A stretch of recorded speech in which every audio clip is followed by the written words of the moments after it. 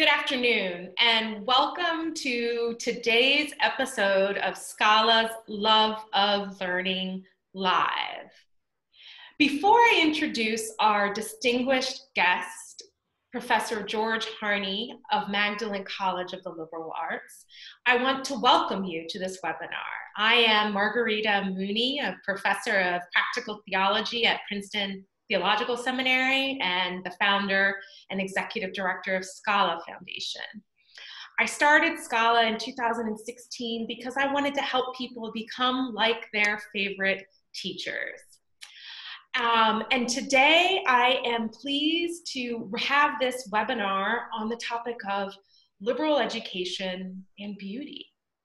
There are two co-sponsors for this event, one of which is the Abigail Adams Institute in Cambridge, Massachusetts. I met Professor Harne at a weekend seminar that I taught on personalist philosophy that was co-sponsored by Scala and the Abigail Adams Institute. And we discovered over our coffee conversations and dinner conversations that we have a passion for spreading the knowledge about what liberal arts education is, how it transforms people's lives, and forms people who can be productive citizens, but who also understand the human good. I also am pleased to have co-sponsoring this event today, the Mcgrath Institute for Church Life at the University of Notre Dame, run by my friend and colleague, Tim O'Malley, who will be a future guest on Scala's Love of Learning.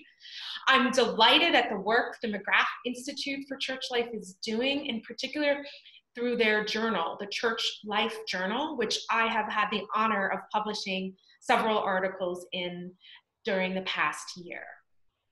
So I just want to say a word about the format of this webinar. People are tuning in live from all across the United States, in fact, all across the country and outside of the US. After the dialogue, there will definitely be time for questions. If you feel you have a question that's coming up while we're talking, go ahead and put it into the Q&A. I will also, if anybody would like to put in the public chat box for everybody to see, I would love to know just who you are and where you're from. If you want to put that in the chat box, love to see your names there. Okay.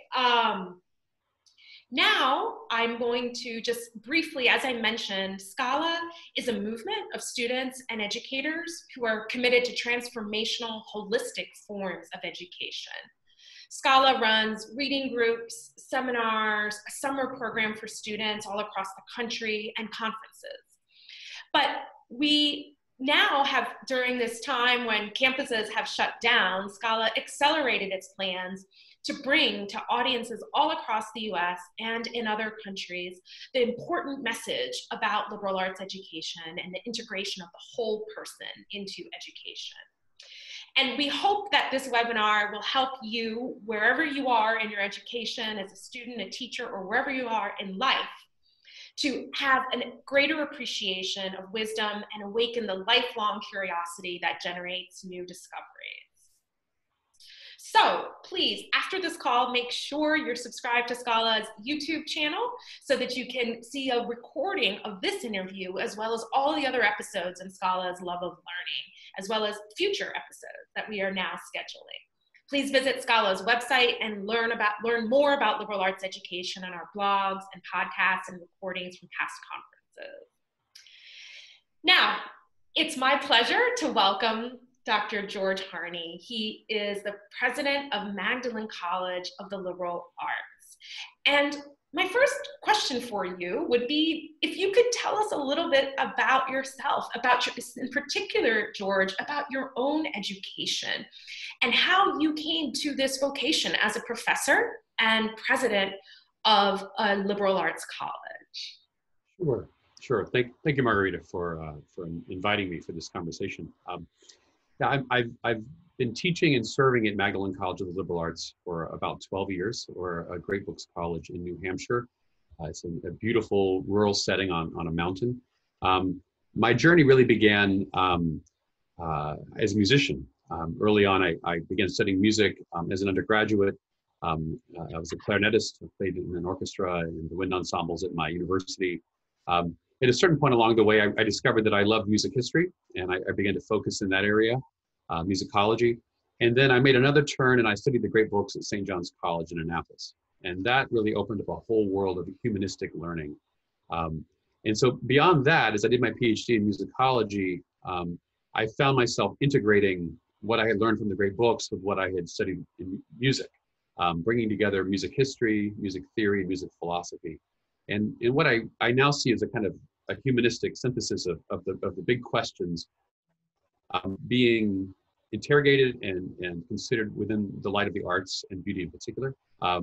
And so when I began here as a professor, I was teaching the great books, and then at smaller liberal arts colleges, there's always a need for service. And so I stepped in and began to serve in the administration as well. But it's really the long thread, if you will, is the love of music. And it's in a very personal way, its effect and impact on my life, shaping my world, my understanding of reality, and then gradually growing that into a more broad humanistic sense. When I'm not teaching or doing work at the college, I also have a family, a wife and 5 children. So, and that's a great source of joy and also beauty as well. So it's a very full life, a very rich life, and I'm very blessed. That's wonderful. Well, I actually grew up in Maryland, in Frederick, Maryland, so about an hour and a half from Annapolis. And as I'm sure you've heard, there's lots of jokes about where graduates of St. John's College end up, right? They end up being the best educated, baristas you've ever met or something like that. So now, sure, as a president of a liberal arts college, I'm sure you hear this all the time. Sure. What is my child going to do with a degree from your school? But in all seriousness, can you tell us, as a graduate of St. John's, as a lover of music, how do you think, tell us a little bit about the approach of Magdalen College of the Liberal Arts, the curriculum, the types of teachers you have, what kinds of extracurricular activities there are, and really, what are your graduates doing with the educational experience that you have provided them? Sure, and I heard those jokes as well while I was at St. John's. So, yeah, it's briefly, we're a great books college. So we read the classic texts, the classic books, mostly in seminar, but we read them with a view toward coming to understand the truth of things, the reality of things. And this is different, I think, from my St. John's experience. At St. John's, it was really more about, what do these books say? What are the authors saying? I think our perspective is more of an integrated view, which is to say there is a truth to be discovered and a truth to be known. So we spend our 4 years with our students moving across history, right? From Homer to Heidegger and many stops in between. And that's within a larger context of forming the whole person, educating the whole person. So we read the text, but we also, as a Catholic college, have a very lively liturgical life and spiritual life. And the students draw deeply from both of those. In some ways, it's almost like 2 lungs. There's the sort of spiritual liturgical life, and then there's the life of the classroom, which we approach as almost sacred space. It's been set apart for this dialogue, this pursuit of wisdom. But we have not only minds and hearts, we also have hands. So our students have a wide variety of co-curricular activities, skiing, rowing. One of our trustees generously built a greenhouse on campus last year. And so we're growing fresh food, fresh herbs. It's a bit overgrown now. The few students who are on campus have been going in there and taking things out and enjoying the fruits of the labor. But it's all really deeply integrated in a way. In a sense, I mean, if you think about the different kinds of universities across history, you've got sort of the modern research university, which would go back to the German model. Then you have the medieval university of high scholasticism. But there were educational models that existed before that as well. And one of those we can talk about later, but Leclerc talks about this in his book, The Love of Learning and the Desire for God. There was an earlier model that deeply integrated prayer and learning. And in some ways, our little liberal arts college participates as much in that as in the other tradition. So we take what we do in the classroom very seriously, reading the primary sources, the great books, pursuing wisdom. We have a robust spiritual life. but our students have a great time outside of class as well on a mountain in New Hampshire. So it's in some ways it's the perfect life if you're 18. That's wonderful. Well, that's actually where I wanted to start this dialogue, which is about what is the relationship between beauty and a liberal arts education. I wanted to have this dialogue because I'm often asked, Scala's mission is to promote liberal arts education. Right. I'm often asked, what is a liberal arts education? And I tend to answer, well, that term gets used to actually refer to slightly different models of education, one of which I think you described is the St. John's model, reading the great books of the humanities, philosophy, literature, etc. That's wonderful. That's an excellent education. Liberal arts can also mean the quadrivium and the trivium, right? So an understanding, and I'd say this might be how John Henry Newman uses the term liberal arts. Our minds are shaped in different ways by encountering mathematics, grammar, natural science, right? So liberal arts also means exposing the mind to the primary ways of knowing.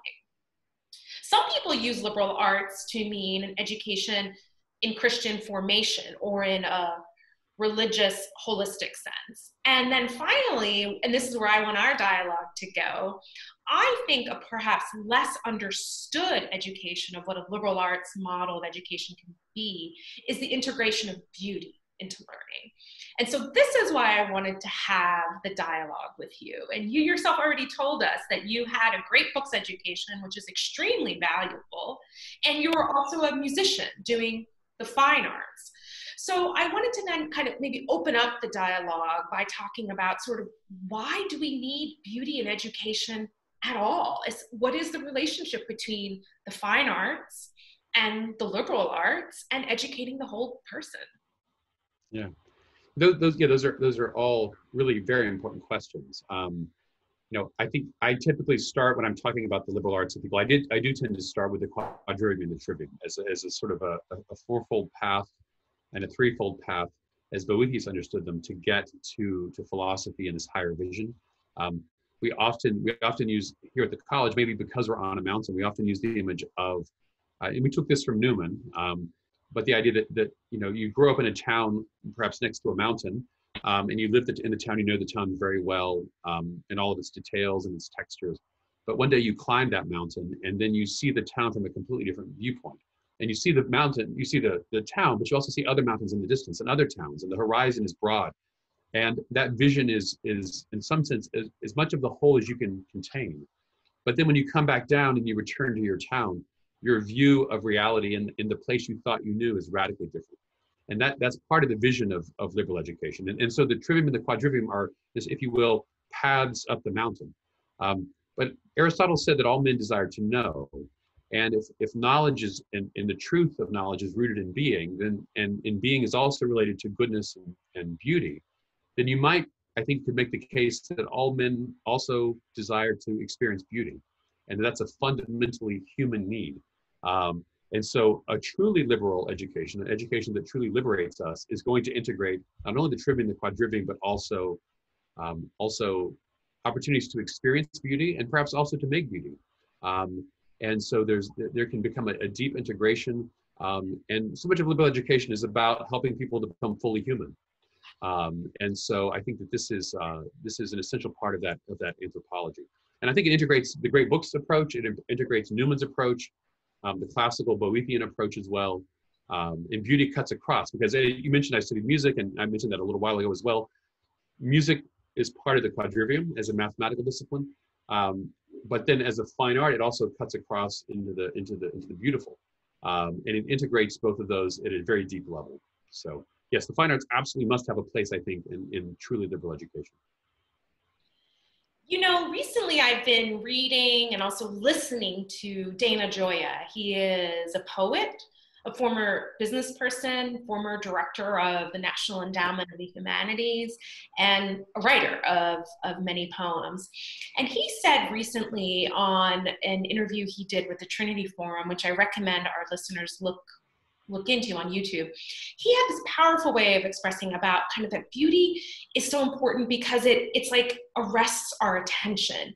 It gets us to take pleasure in what we're beholding and then helps us get kind of an inner glimpse of the workings of nature. But along the lines of what you just said about this image of ascending a mountain, he also drew on Aquinas to say that one of the things that beauty does is it helps us integrate the different parts that we're seeing into a whole, right? So I think anyone listening has had an experience on a mountain or in a beautiful piece of nature where you feel like this enlightenment, where suddenly all these different pieces of knowledge come together and you can see the whole, right? So beauty helps give us this clarity. It radiates into our intelligence. And part of the reason I think beauty is so important to liberal arts education today is precisely because students tell me again and again that their educational experiences are fragmenting. They're picking up pieces of knowledge, but they're not getting a glimpse of the beauty that integrates all of the little things they're learning into a whole. I wrote about this in one of the articles I published in Church Life Journal called The Love of Learning and the Lay Desire for God, drawing on the book of the Benedictine Jean Leclerc with the title The Love of Learning that you mentioned. So I wondered if you could just say a little bit more about this model of education that you're drawing on, that certainly respects the Research One model and the scholastic model, but this model, this kind of pre-scholastic, you might want to call it, model of education, where beauty is central to integrating different knowledge, different aspects of knowledge. Sure, sure. And I think there are a couple steps to this process. If you think about our experience of visual beauty or musical beauty, I think we can develop habits of mind that and ways of thinking that are then transferable to other parts of our lives and even to our life as a whole. When you're really getting to know a piece of classical music, you soon become very attentive to the relationships between parts and wholes. The parts to each other. I'm thinking of, say, a sonata form, and you've got the exposition, the development, the recapitulation. You've got themes. You've got multiple things unfolding and happening at one time. And any real understanding of that work is going to require you to do an analysis and to bring those things to the surface. But at a certain point, you return and you create a synthesis that is very textured and multidimensional. And then you go back to listen to that anew as it unfolds through time. So you've got these habits of mind, the analysis, the synthesis, the parts and the wholes, a kind of dialogue within these various features of the work, and it's all ordered to a teleology, to that moment near the end where things come together in a deeply satisfying way. Now, it's possible to do this kind of work and just keep it in isolation and not let it affect the rest of your life. But in our educational model, that work, which we do primarily with text as well as music and art, but that practice of thinking teleologically, that practice of thinking in terms of parts and wholes, we then encourage students to think about their own lives and the larger reality in those terms. What are the parts and wholes within our own lives? What is our own telos as a human person? What are we aiming at? And poetry also plays a big role in here. And I'm indebted to Dr. Mary Mumbach, who's on our faculty, and Louise Cowan at the University of Dallas. I'm just beginning to understand many of their insights. But there is an irreducibility to poetry. And I think there's an irreducibility to life. And for the students to be able to have this experience through liberal learning, in which they realize that sometimes you can't cross all the T's and dot all the I's. There are just parts of life that are irreducible. Poetry can actually teach us to encounter and embrace and live with and through these moments of real life. So I think through the fine arts, both the visual, the musical, but also through poetry, it really can prepare us.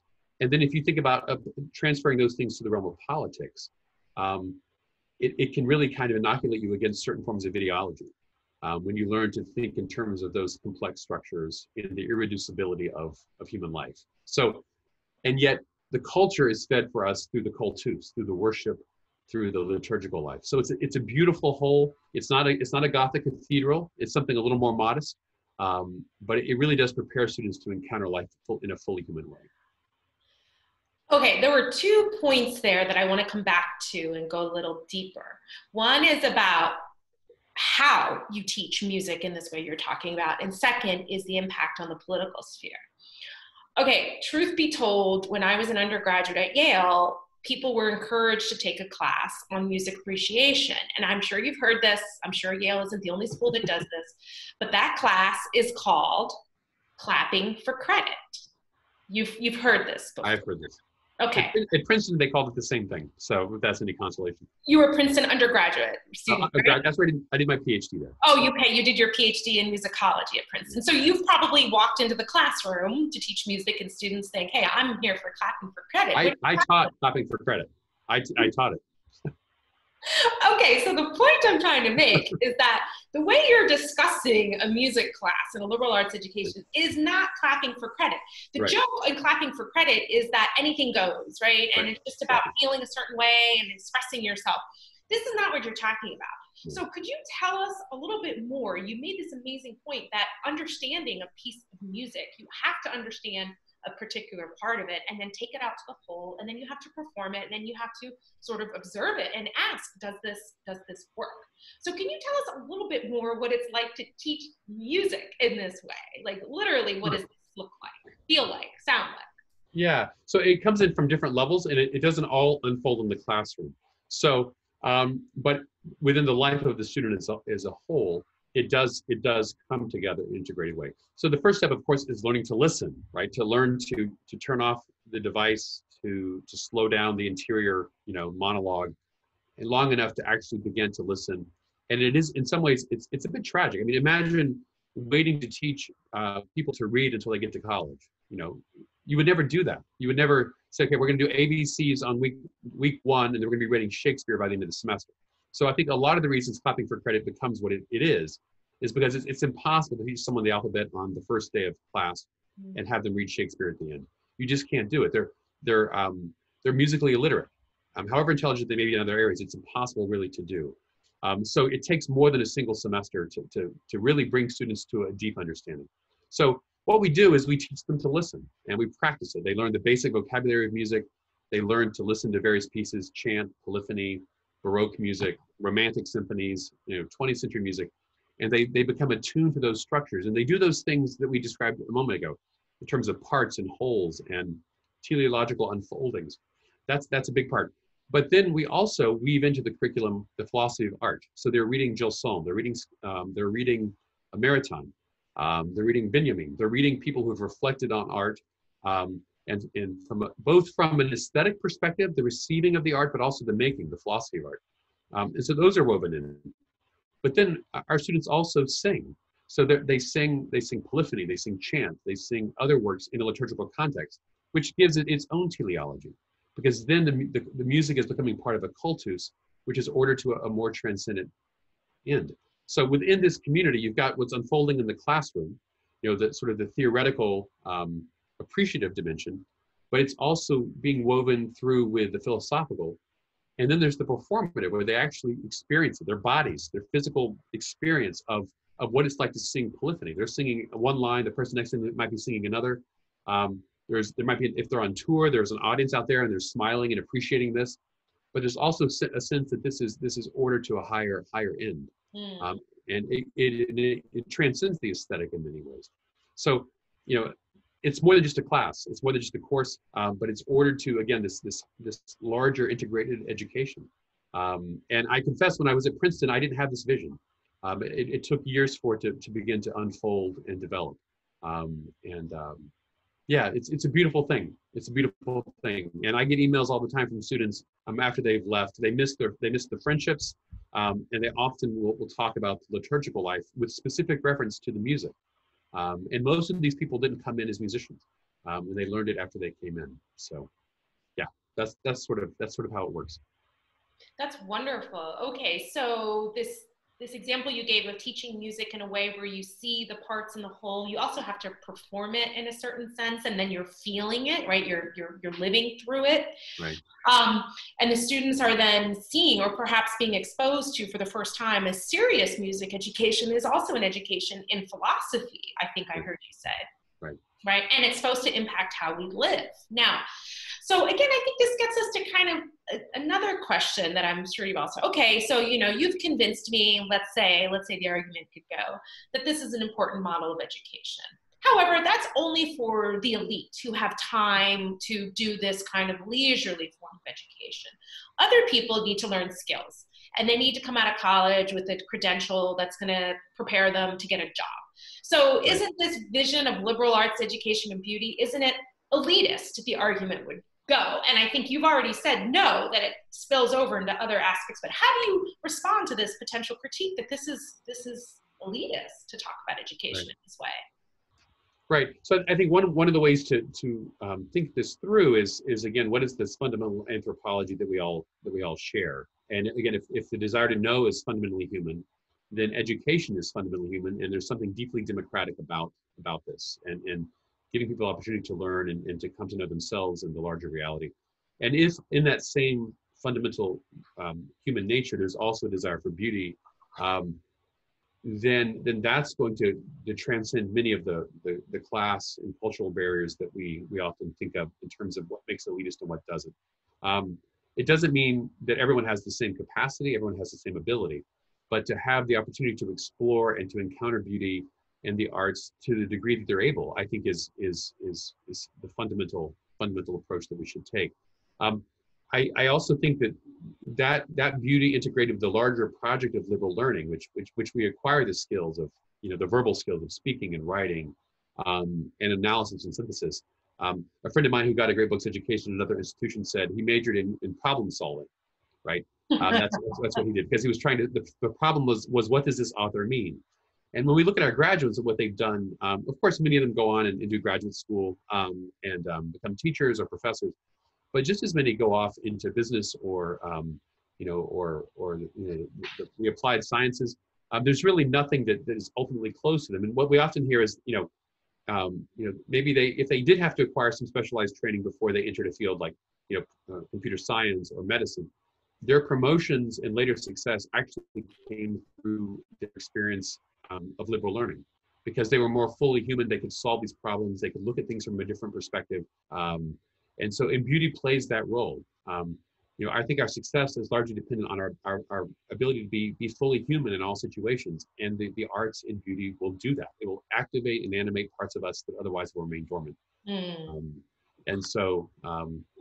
think that's there's something deeply, whatever your political tendencies, your political interests, be you a monarchist or supporting a democracy, that whole range, the arts they have a place there. They have a place. So. Well, I think what you're saying is that, look, what is a good education has to be understood relative to who we are as human beings. Right. And what does it mean to fully educate a person has got to include an education in beauty and art. And I think it's sometimes hard to imagine a concrete example of what it would look like if we didn't have this anthropology where beauty and art is essential to who we are.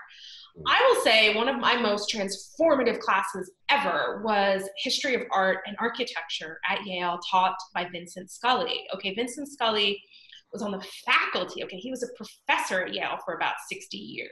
So he taught generations of students. And I'll never forget his description of quote unquote urban redevelopment of the city of New Haven, where highways cut through historic immigrant neighborhoods, where middle class and lower income people were geographically, physically cut off from natural beauty. And you look at the disaster of public housing projects where there's this aesthetic choice to put people of low income, take them out of their own neighborhoods and put them in these tall buildings with no green space, nothing around them. And the idea is kind of like, beauty is elitist. We don't have time for that. Let's just take care of the fact that they need a roof over their head and food in their mouth. But there's a kind of dehumanization that came out of the way that we built the urban environment around lower and middle income populations. And I think that there's a lack of an understanding of the human person and a lack of imagination about how to integrate aspects of natural beauty into our everyday lives. And this was Vincent Scully's point. We can't leave parks and art and sculpture only to people who have money. That's not how you create full human beings. And so that's just kind of, I think, one concrete example. But you're also, I think, pointing out that, I sort of asked you sort of jokingly, right? Why are universities that are supposed to stand for this humanistic tradition of learning, why are they mostly run by economists? The dismal science. And why do so many Right. excellent business leaders who end up running companies have a liberal arts education, not a PhD in economics? So what is it about, and then you said that this liberal arts training helps your students in the long run be able to see a problem in a complex way, be able to think creatively, think outside of the box. And I think too much of education promotes a very narrow understanding of problem solving and not this integrated approach to problem solving. Yeah, I think if you map the seven, we'll draw on Boethius again, but if you map the seven liberal arts, the three verbal arts and the four mathematical arts, they really cover most of reality. The capacity to speak and think well and to articulate both the problems and potential solutions, it's a great skill that is of immediate value in every boardroom, in every workroom, in almost any context you would be in. To be able to say clearly, this is what I see, and here's I think a path forward might look like. I mean, the four quadrivial arts, they're mathematical, but they're also scientific, and they really are fundamentally about this kind of progressive thought in terms of ratio, in terms of thinking from presuppositions to conclusions, a kind of orderly thought that at once takes in the whole, but also can look at the parts and organize them. It's some people I think who haven't had this education, they're almost paralyzed by the complexity of a given situation. And I think people who've been parsing texts by Aristotle and Shakespeare and Eliot's Wasteland, I mean, if you've spent a week and a half on the Wasteland, reading it closely, there aren't many things that are going to shake you up in the boardroom. You're going to be able to figure out a path forward. And these skills, they become highly valued. There may be a level of technical skill that's required depending on the discipline or the field you're going into, but that fundamental formation that you've received will carry you very far. So I think the people who are successful, I'm thinking in terms of, there's a company in Chicago that we worked with recently, and it's a very successful marketing company, they're based right in Chicago, and he's a graduate of a great books program, and he says, I use my education every single day. And so these things are very important. Why economists are running companies? That's a slightly difficult, more difficult. Running universities. Running universities. That's a slightly different question.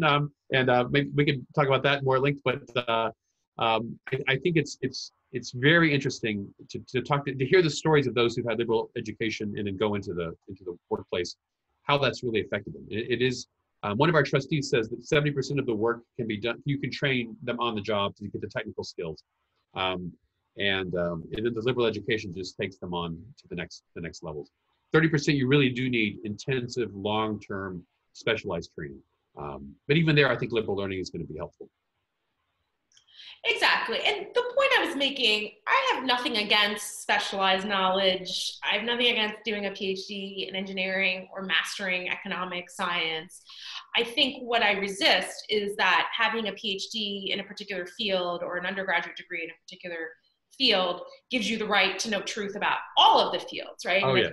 Yeah. We've lost the sense of the unity of knowledge, right. And we've lost the sense, I think, and this is a deep philosophical question, but we've really lost the notion that beauty, art, literature, and poetry teach us something about the truth. I think people just think, you make your own meaning, and beauty is just purely subjective. There's nothing objective here. So how would you respond to that beauty and art is purely subjective, and then these other fields of knowledge are objective? Yeah, two things I think. One is, the idea, when you talk about the idea that if you have a PhD in one area, it makes you an expert in every other. I think, of course, of Newman, right? And what happens when you remove theology from the curriculum. The other disciplines come rushing in to become the controlling discipline, right?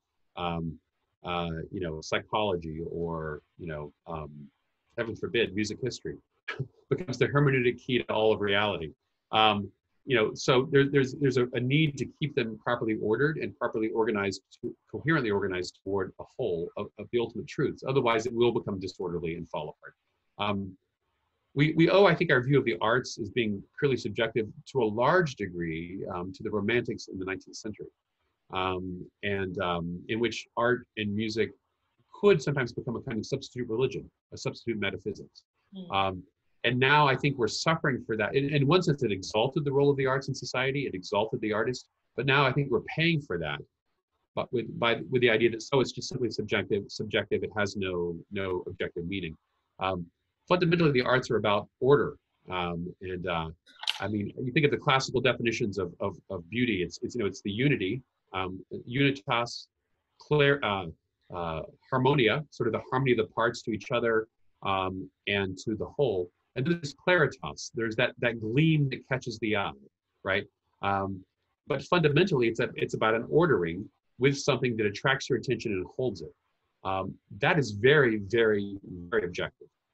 There's a subjective response that's involved there, but it leads directly to questions about the good and questions about the true. So I think we have to, in some ways, reclaim beauty and the art from the Romantics and their heritage. And we've talked about Maritain before. We were talking about Maritain before this formal dialogue. And I teach art and scholasticism from time to time. And his vision of the artist as a craftsman, doing excellent work in that part that he or she has been given to do. I think we need to rethink how we think about the artist and the work that the artist is doing. It is once transcendent, but it's also deeply humble and rooted in the physical and objective realities that we inhabit. Right. Well, thank you for making that segue to Jacques Maritain, because I do want to talk a little bit right now about him. One piece of his work, Art and Scholasticism, is very worth reading. Dana Joya encouraged me to read Creative Intuition in Art and Poetry. And I think in that book, Creative Intuition in Art and Poetry, which was a series of lectures Maritain gave at the National Galleries of Art in the 1950s, he makes a real passionate argument about why understanding the important role of beauty and art in the human good and truth-seeking. And he makes this incredibly important point that I think we all can resonate with, but maybe have never heard it expressed. And the modern mentality has relegated the subconscious to something just like a place of emotions and drives and passions that have no intrinsic ordering. And what Maritain argues is that, yes, we do have this Freudian subconscious, all of us, but we also have what he calls a spiritual pre-conscious. We have this place deep inside of us in our soul where the emotions and the reason come together and we perceive the unity of all things. So what Maritain describes along the lines of the experiences you were talking about, a beautiful piece of music, a beautiful work of art, a hike in the mountain can really awaken and nurture that piece of us where everything is integrated. And then nurturing that capacity allows us to then order the passions of the subconscious towards their proper end.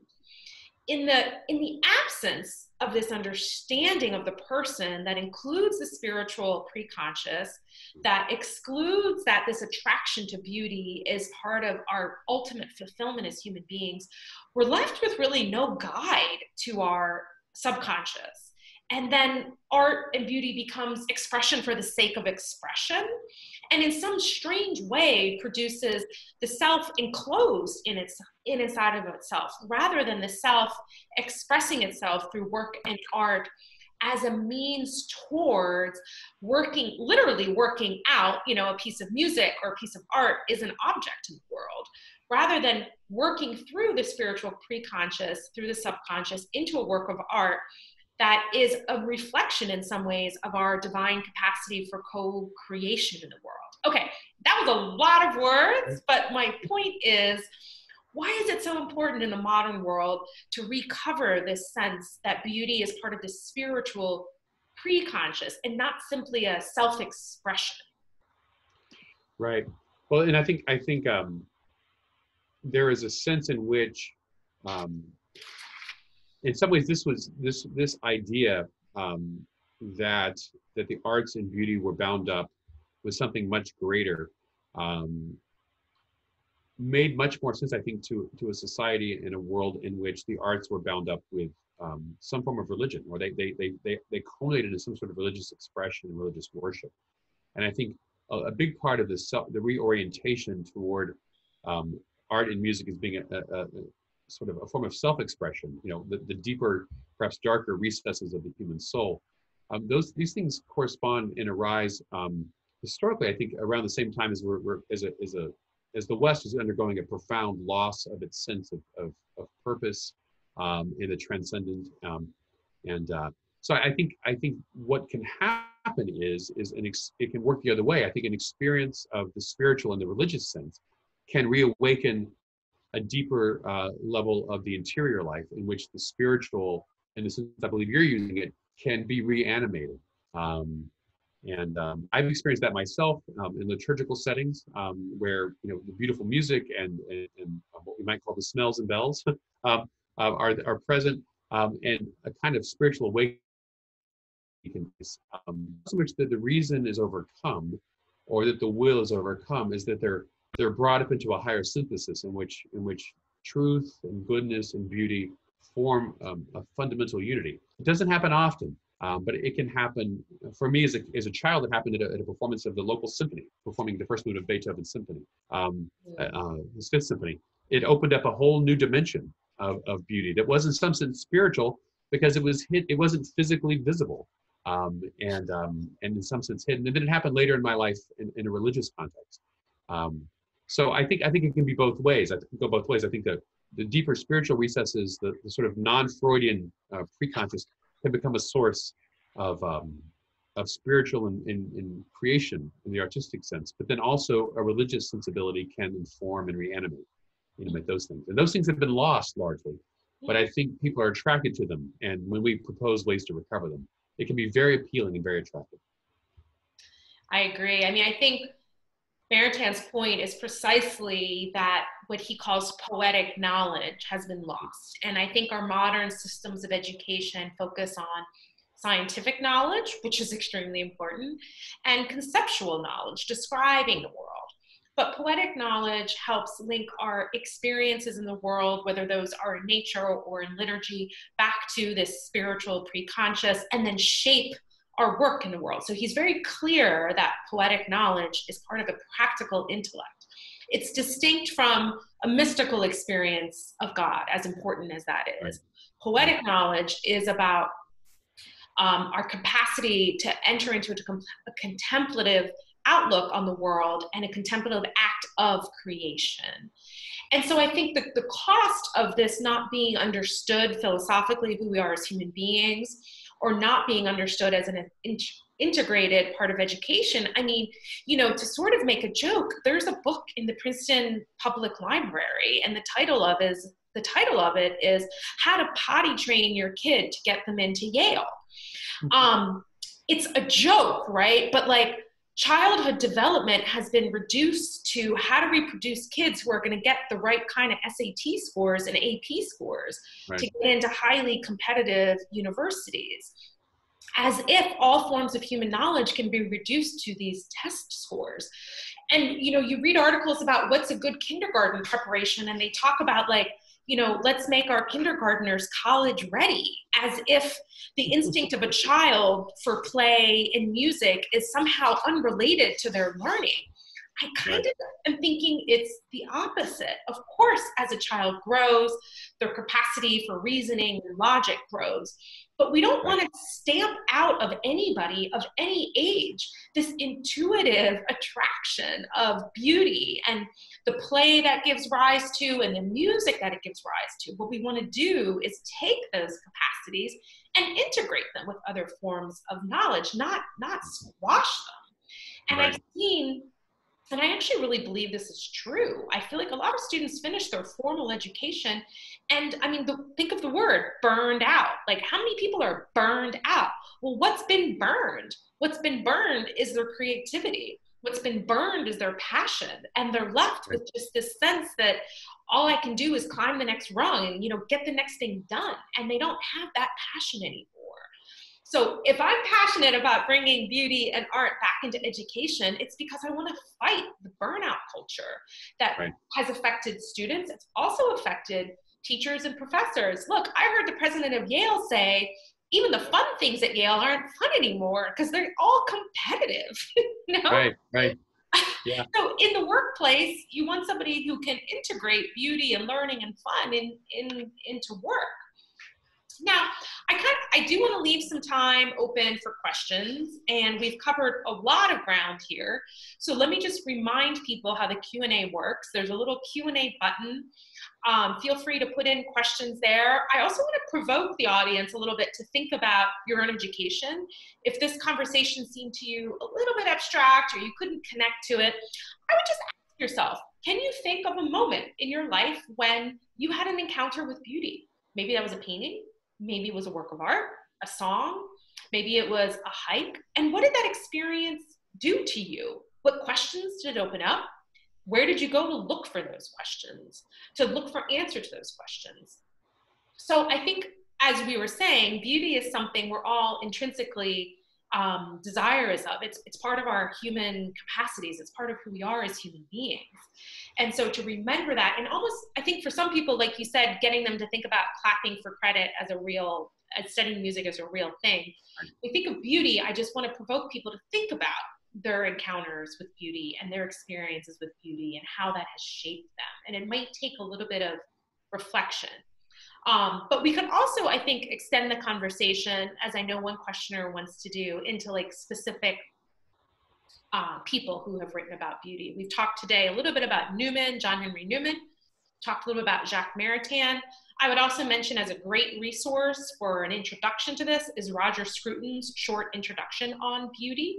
He takes up all of the main debates about, is beauty objective or subjective, natural beauty, everyday beauty, and it's very short and accessible. But while I wait for some more questions to start coming in, we do have a question here from Ricky Phillips, who wants to ask now about a specific philosopher. What did Martin Heidegger teach about beauty? Yeah, that's a good question. I've read his work on technology. It was many years ago, and I think that's an excellent question. And I confess I'm not a Heidegger scholar, so I would love to hear his views on this, Ricky's views. I think his return to being and the emphasis that he places in his philosophy on these fundamental questions, I think it opens up a space for encountering beauty in new ways. One of the things that Heidegger, I think, really did was one of his important contributions was sort of shifting the way we think about philosophy as a discipline, as something that should shape our lives. And Margarita, you mentioned this earlier, the education as formation, that we're not just gaining facts, that we're also being formed by these experiences. It should be, at least in the classroom and outside. So I think that's that fundamental orientation toward philosophy, including the philosophy of art, as a way to form, in a very practical way, the way we live, I think is good. My specialty is I work on medieval music and medieval philosophy, so I'm happy to talk about Occam if you'd like, in terms of music or those periods. But yeah, it would be interesting to sort of look at it from the lens of Heidegger. I think there are probably a lot of very important insights that we could gain. Great, thank you. Another question from Brandon Vaidyanathan. He's a professor of sociology at Catholic University of America. He's done a lot of fantastic work on beauty, in particular beauty and science. But his question hits on a central debate that as soon as you start saying beauty can be objective, there's truth, what about the opposite? Brandon wants to know, can beauty be misleading? Can it distract us from truth and goodness? Yeah. That's an excellent question. I think when we think about the scholastic approach of the gleam, the spark, the thing that catches our eye, I think in a complete experience of beauty, that experience is going to ground us in the larger objective reality that undergirds it. I think a more romantic approach to beauty really focuses on that subjective dimension. And I think this is part of why approaching beauty not as consumption, an experience of consumption, but as an experience of contemplation is so important. I was going to mention Joseph Pieper's Leisure, the Basis of Culture, and also a really small book, Only the Lover Sings, which has several articles in it, short essays and speeches that all pertain to art. What I think a critical thing to overcome this kind of deceptive, if you will, dimension of that beauty can have is to cultivate an attitude in the listener or the viewer that is fundamentally contemplative and is open to the fullness of being. And I think Pieper does an excellent job of sort of placing this before the reader. Our students practice that. We not only, there was something I did mention earlier, which is that we take students, we give them experiences to go off campus to concerts and museums in Boston and also in New York, where they can take what they experience in the classroom and in their own performances into those spaces. But we approach it as a contemplative activity. It's not just a drive-by. We don't just walk through and glance at things and mention this person did that or that person did that. It's really a much deeper contemplative thing, which of course, in certain religious traditions, that's the beginning of a preparation for what will fundamentally be the beatific vision. Mm. So learning to see a work of art, learning to listen to a piece of music is a preparation for something much more metaphysical. And I think that's probably the best antidote that I would come up with is to ground that immediate spark that we encounter in something more complete and more textured. So it can be deceiving if we're just walking by or just looking on our phones or whatever. It doesn't have to stop there.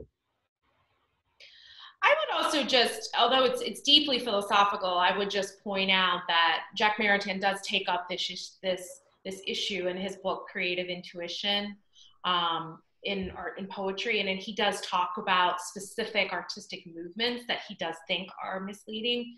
In particular, he's critical of surrealism, and he goes into this philosophy of the person, and kind of basically his argument is that, as I mentioned earlier, we have a capacity for beauty, but we also have an intellect. And so what Maritain is arguing is that beauty understood as passing through the practical intellect and through the reason. It's about integrating beauty with these other things. And so, yes, I think Maritain would say that absent the integration of beauty into other aspects of our humanity, it absolutely can be misleading.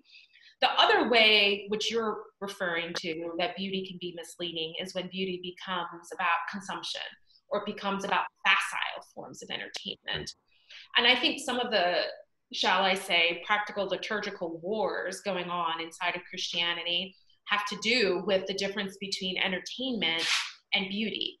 And so, again, I think my sense would be that regardless of what form of the liturgy one has in mind, there's ways that liturgy can be performed in a way that is absolutely uplifting. And then there's other ways that liturgy, frankly, for me, has sometimes been a little bit soul-numbing and deadening and misleading. And my phone really is kind of more interesting than the liturgy I'm sitting in. So I think we need a healthy discussion around liturgy that gets out of kind of the facile battles that sometimes happen, but really thinking about what makes for good liturgy. Which, by the way, the Mcgrath Institute at Notre Dame has some wonderful resources on this. So I'll just point that out. Now, the next set of questions that we have, George, are getting back to some of the why does this matter and how do we live this out? Getting back to the discussion we had about liberal arts and beauty being elitist, right? We have a question from one of our listeners named Tad, and he's asking, you know, in a blue collar environment, to talk about these things would come across sounding elitist, right? And it can turn people off. So for people who have what he calls this instinctive dislike for anything even perceived of as elitist, how do you move past that? And how do you encourage people to think about liberal arts and a high view of music for either for yourself or your children without sounding elitist? Right. And that's, you know, that is a challenge. I think this is part of the work of a good teacher. If a good teacher is convinced that, you know, in this room, there's this amazing food that is, not only does it have an incredible taste, but it's also incredibly good for the student. And the student is resistant. You're gonna try to find that doorway, that pathway to get them there. And it may require all sorts of things. It may require juggling. It may require storytelling. It may require enormous amounts of creativity. These are the gifts of the teacher. And I think if I'm trying to introduce my students to something that will nurture their souls and humanize them, that I'm going to start where they are, and I'm going to try to find a pathway and a doorway. There are I think there are a lot of challenges when you're dealing with popularizations of things. And to the purist, they might be something that they don't want to deal with. But I think the teacher will find a way to open the doors. My children are big fans of the Magic Treehouse books that Mary Pope Osborne writes. And she does a wonderful job of integrating Shakespeare and Louis Armstrong into her books, and she lays the groundwork. And so, and we saw a play adaptation this summer of one of her books that introduced children to a play.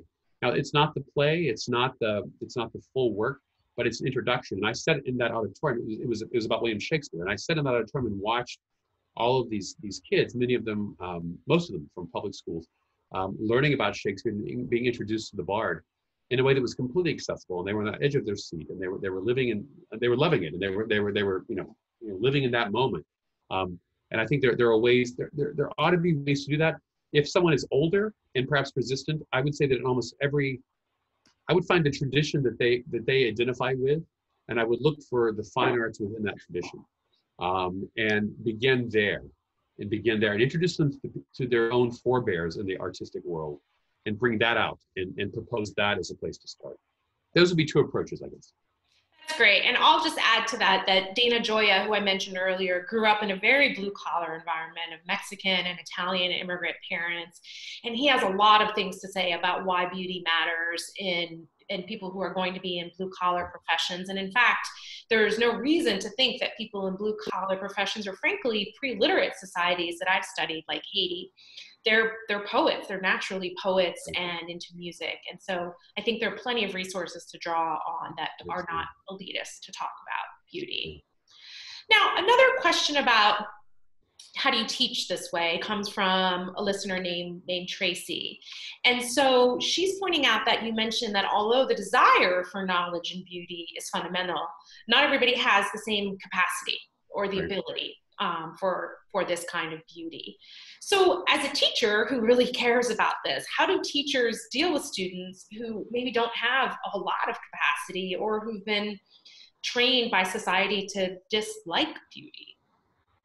Right. Yeah. In the town where the college is, for a long time there was an old beat up truck parked on the street, and it was falling apart with rust. And there was a bumper sticker on the back that I was quite fond of when I walked by, and it says, "Nature always bats last." And it inspired hope in my mind that no matter what we do culturally, eventually the natural law, the nature of things will reassert itself. So I'm never prepared to give up on a student, no matter what their age, no matter what their background is. And I think introducing beautiful objects, creating the conditions for contemplation, learning to cultivate silence. Often these initial reluctances, if you will, can be overcome through friendship and encouragement and patience. We don't have infinite time and patience for every single student, but I think it is possible to make these things available.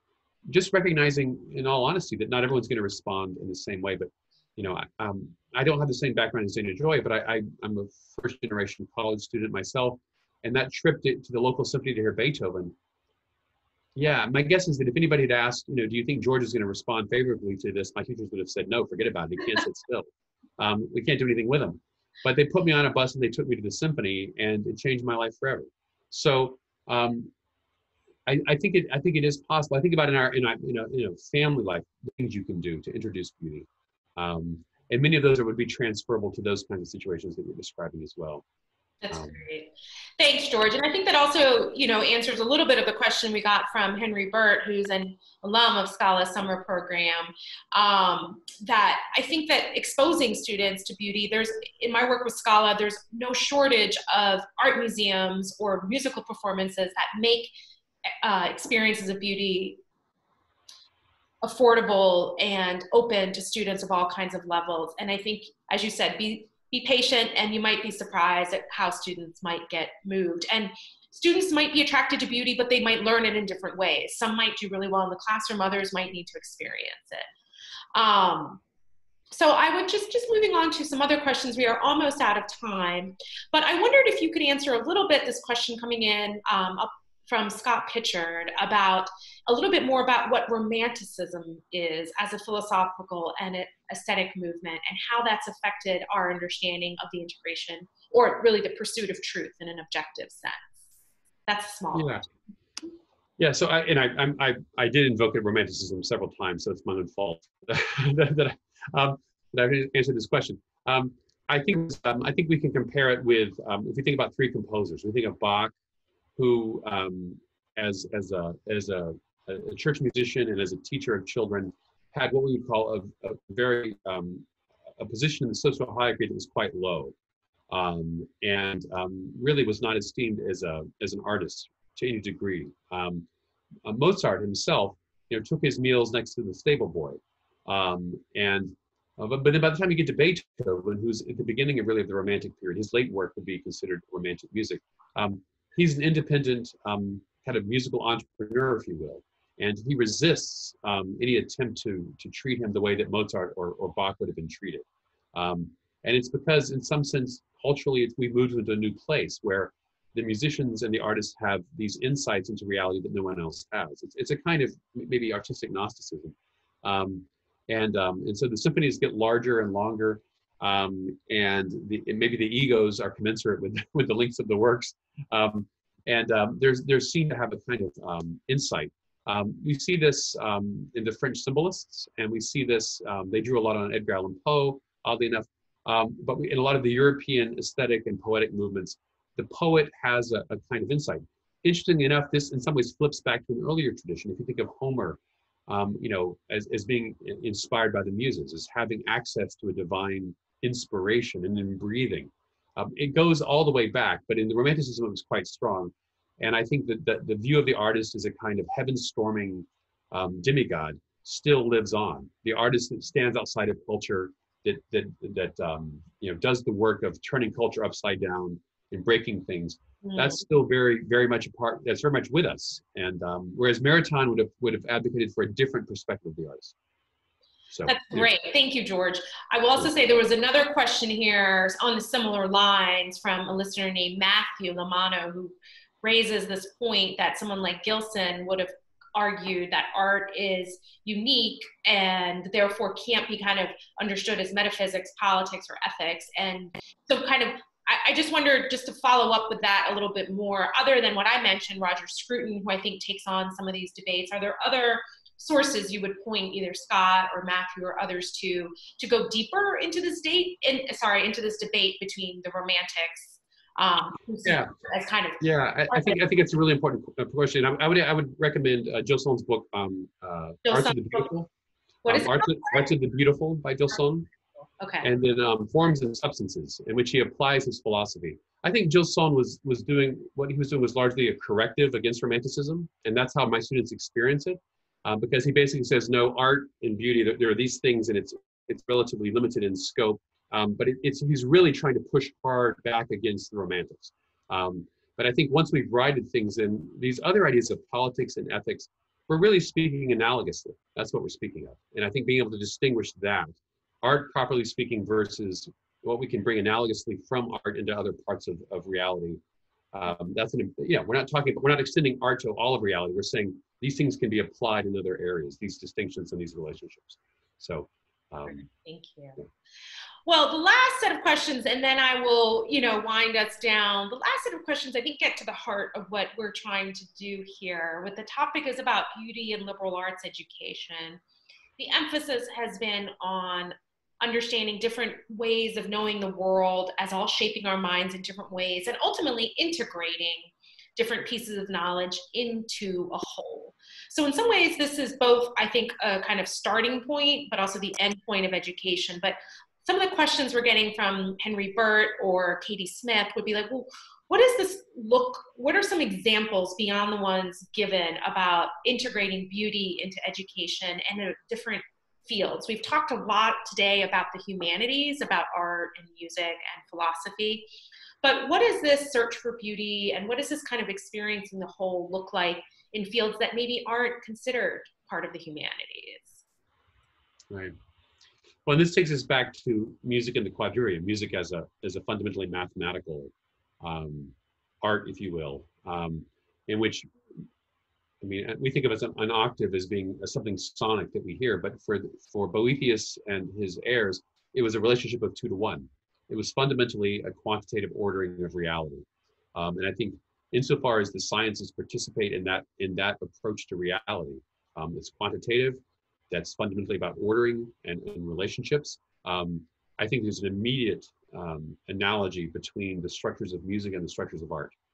Again, it's analogous, but I think we can approach beauty in that way, and I think that the sum of the parts is going to be greater in an artistic work, but I think that's often true in a scientific work as well.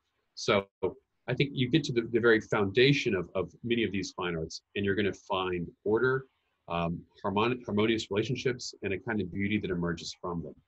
There is a fundamental logos behind it all.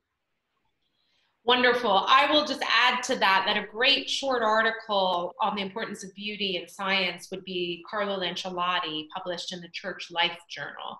And he's a professor of physics. He's also been a speaker on Scala's Love of Learning. And he makes this point that a presumption behind science is that there is a unified whole. And what specific sciences do is break down parts of that whole, but the best science is done by people who have an imagination for what that whole is. And if you look at the biographies of great scientists, they will tell you that a big part of their scientific discoveries was being inspired by beauty, right? So Carlo has, I think, a very persuasive argument about the importance of seeing the whole in science. I've published an article in Scientific American about engineering and liberal arts education and how important it is to help engineers understand the whole human person so that the tools that they make reflect kind of both good human ends, but also the symbolic dimension of the human person. And I think students in science and engineering want a good liberal arts education. Question is, how do you do that in the modern university? That's for another Love of Learning episode. Well, with that, I will thank you so much, George, for your time. This has been a wonderful conversation.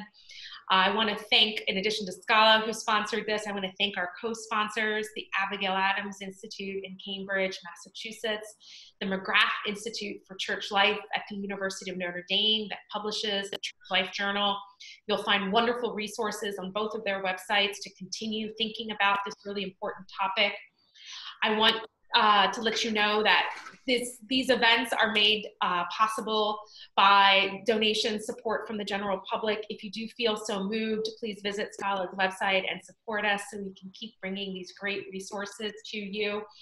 And please make sure when this video comes out on YouTube, share it with others. We'll be publishing as well some of the highlights of it on our Love of Learning playlist on this. And really, I hope that this webinar has helped transform you as a person, parent, educator, wherever you are in your own educational journey, and that the resources we provide will help think about why liberal arts education is so important to personal freedom and to flourishing societies.